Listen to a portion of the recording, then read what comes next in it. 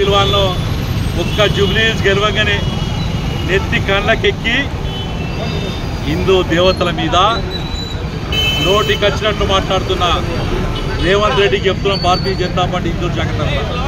రేవంత్ రెడ్డి నీకన్నా ముందున్నోడు ఒక్కడు, ఆ గద్ద ముక్కతను కేసీఆర్ ఇట్లనే హిందుగాళ్ళు బొందగాళ్ళు అన్నారు.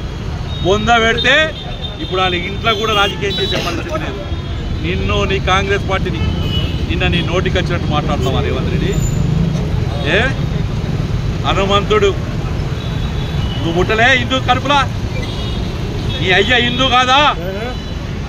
నీ తల్లిదండ్రులు హిందువులు కారా? నోటికి వచ్చినట్టు మాట్లాడతావా దేవతల మీద? ఏమంత కౌరవం వచ్చిందా?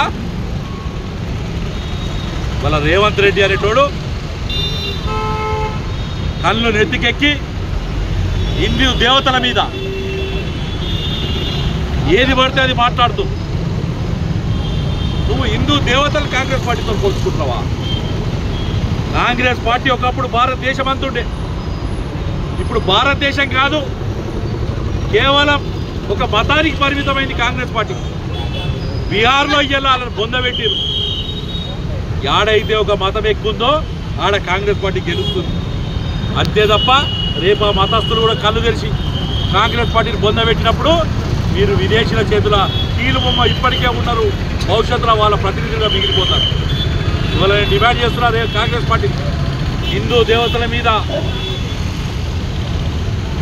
తప్పుగా మాట్లాడిన రేవంత్ రెడ్డిని ముఖ్యమంత్రి పదవి నుంచి వెంటనే తొలగించాలని చెప్పి కాంగ్రెస్ పార్టీలో ఉన్న ప్రజాస్వామ్యము సెక్యులర్ అని మాట్లాడేటోళ్ళు, సెక్యులర్ అంటే హిందువులను వ్యతిరేకించుడా? సెక్యులర్ అంటే ఒక మతాన్ని కాపాడుకోనుడా?